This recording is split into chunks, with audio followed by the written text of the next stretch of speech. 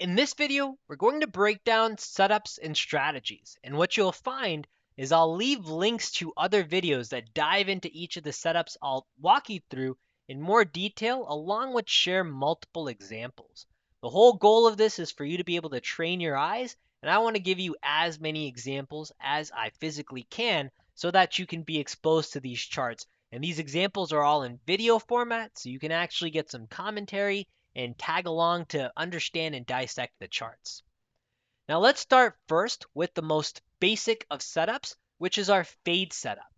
The fade setup has two very simple rules.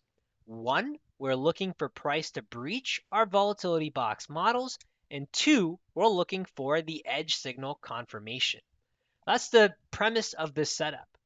Now, where the setup you can customize it is the time frame. Whenever price breaches the models, that's time frame agnostic. It doesn't matter if you're on a 1 minute, a 2 minute, a 5 minute, you'll notice that the breaches all look the same. It doesn't matter your time frame. What does change is the actual signal. So you'll see, for example, the edge signal here on a 5-minute time frame gives you one clean signal at 10:55 for the breach that we've been talking about, versus the 2-minute time frame for that same setup gives you the very first edge signal at 10:34, a little bit earlier. And if you come into a 1-minute time frame chart, you'll see that signal even sooner. So it depends on how early you want these signals. Bear in mind, earlier the signal, more likely that you can get both early along with early and false signals. So increasing the time frame is a good remedy to help eliminate some of those false signals. I personally really like the 2-minute, 3-minute, and 5-minute charts. Lately, I've been really liking the 2-minute chart as a good proxy for the 1 minute, especially with the increasing volatility, and using the 5-minute for that longer term time frame.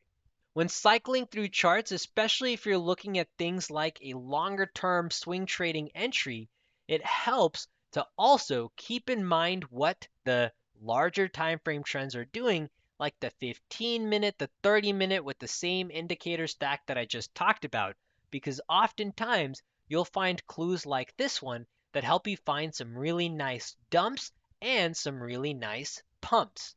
So keep that in mind as well. Cycling through the charts, especially with that trend analysis filter that I talked about on the live scanner, is a great way to find some really nice swing trades. So that's the first setup, the fade setup, a very simple setup, very easy, very clean, very hopefully easy to follow along with as well. The next setup I want to show you is the V-shaped reversal setup. Now here's an example of the V-shaped reversal setup inside of Gilead, which was a setup which triggered today, and you'll see it hit its target. Now Gilead breached its hourly volatility box models, and you'll see that the day's volatility was very much in line with what we're used to seeing.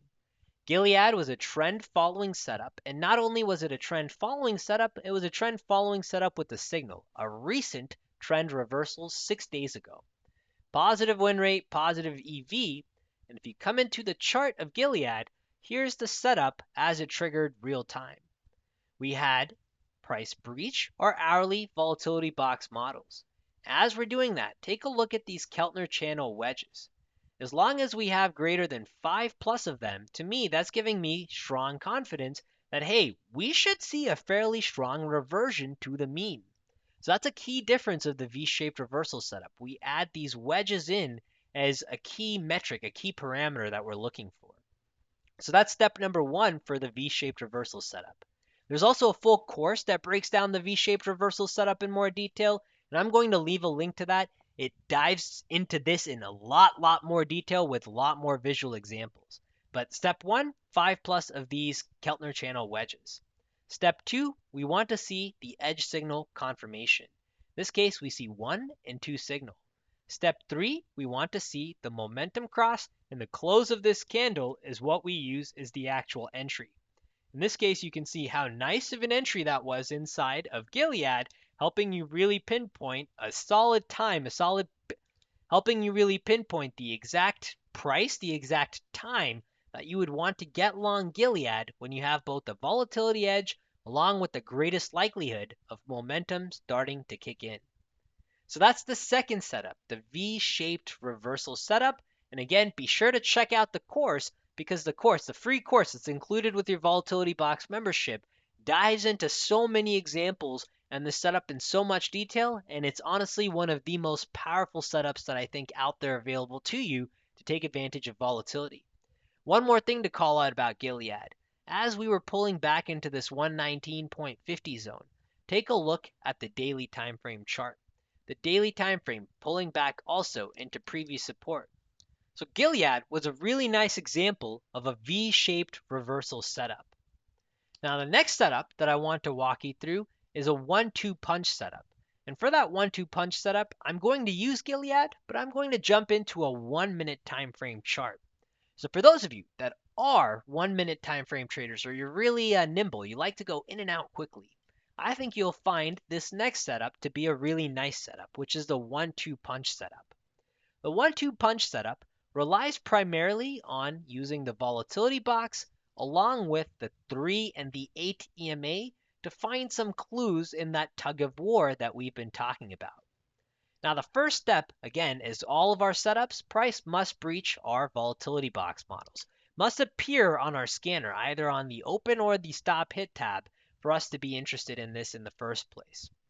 Now, after that, we have our momentum setup kick into gear, the 1-2 punch. Now, if you remember, I told you that it's oftentimes a back and forth, a tug of war. So in this case, we can see the first time we had the bulls take over was this dot right here. The next time was this pink dot. Now we have this back and forth. And notice, I know it sounds very simple, but just keep in mind this angle. And that gives you a clue of who's in control. Is it the bears or is it the bulls? So here, for example, you're seeing that the angle for our blue dots is tilted down, and the angle for our pink dots is also tilted down. We would want our blue dot angle to be tilted up. That would indicate a positive slope, which would indicate that the buyers are in control. A negative slope is what we would want for our bearish momentum. Take a look at the first time that happens here. So, for example, this is how we read this. We have the bulls try, we have the bears try to defend, and the bulls take over. However, is this our 1-2 punch, an ideal 1-2 punch, let's call it that way, especially on a 1-minute time frame chart? Not really. We're seeing a negative angle, which to me suggests that the 3 EMA, while it might have crossed above the 8, the EMAs are now below where we started off with. And if we're all basing this on a momentum trade, wouldn't we want to see the momentum increasing? So that nullifies this signal right here. But this does create a new bullish momentum. So the next time you have our momentum cross right here. Okay, cool. So very clearly a back and forth. These signals are starting to print. When's the next time we see the bulls take over? Okay, it's some time. The bears have tried to take over, but take a look at how much lower they were able to push price. Not really a whole lot lower. This would have been something meaningful if we made a new low, but we weren't really able to do that for what, 1, 2, and 3 minutes. We really just chopped around sideways at essentially the same price we closed at. Then we see the bulls take over. Take a look at this angle, a positive angle, indicating that we're now in a positive slope, looking for this momentum to actually kick into full gear. So the 1-2 punch setup takes advantage of the close at this green candle right here. By the way, we also have all of these setups automated, and we have automated code available for you included as part of your membership if you head over to our website, tosindicators.com/automated trading. You'll notice for this 1-2 punch setup, just click that 1-2 punch setup and you'll be able to view both the bull and bearish automated trading code to automatically take this entry whenever the conditions are met. It's a neat way to automate your trading with the Volatility Box Live Scanner and some simple scripts that we make available for you that are included with your Volatility Box membership. So far we've discussed 3 setups. We've discussed the fade setup, which relies just on the edge signal. We've discussed the V-shaped reversal setup, which relies on leveraging these Keltner channel wedges and a very specific pattern, a cup pattern, looking for this move in the opposite direction. We've discussed a momentum setup with the 1-2 punch. In this final setup, what we're going to do is discuss a trend following setup, a trend reversal setup, which should be familiar because it utilizes the market pulse line. This is the final stage. If you're as conservative as can be with your trading style, but you really don't mind overpaying by a few pennies because really you're in this for the much longer, say, swing trade, something of that nature, well, the market pulse is your best friend. Just wait for the market pulse to transition after having switched into our volatility box models. And Apple was a much better example of this. So if we come back to Apple and we load in our daily volatility box models, and by the way, if you want to learn how to set up this toolbar, I'll leave a link to a video in the description box below, which walks you through how to set up this toolbar in more detail, and it'll help you go through these different study sets or styles very quickly in just one click. Now, finally, we have the trend reversal setup. For the trend reversal setup, we're looking for price to breach our volatility box models. That's step one. And step two is we want to see this trend exhaust and to actually reverse. So when we have this first sign of that green market pulse line here, that's your sign that, hey, this bearish market pulse has officially stopped and we're looking for this trend to reverse. The way you can scale the aggressive or the conservative nature of this is with the time frame. So a 2-minute would help you pinpoint the entry a little bit sooner. And remember, we're trying to get as close to the market pulse line as possible for our entry. The 5-minute would help you avoid some false signals, but oftentimes lead to some missed trades whenever that market pulse actually transitions. Because you take a look at this example here, by the time the market pulse transitioned, we were well past our actual entry zone where the 2-minute gave you a much nicer entry. This is a 15-minute. Let's look at the 5-minute as well. But even when the 5-minute triggers, I would argue that that's a little further away from where you would originally have wanted your entry. So the 2-minute is a nice way to try and get an entry as close to the models as possible. There you have it. Up until now, we've talked about how to find volatility setups only, but in this video, you learned how to not only find volatility setups, but how to actually do something with them, which triggers you can use with all of the indicators that we've been talking about that work for your trading style, which time frames work based on your trading style, and combine that together to find the setup that you want to consistently follow.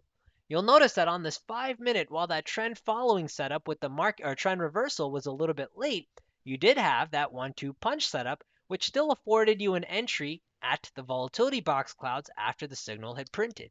So that's some of the beauty of these setups. You can take these setups, you can scale them on different time frames based off of the ones you like, and figure out where you have a volatility edge in the symbols that you actually want to trade, and take advantage of that either with automated trading scripts or by manually placing the orders whenever your conditions are met.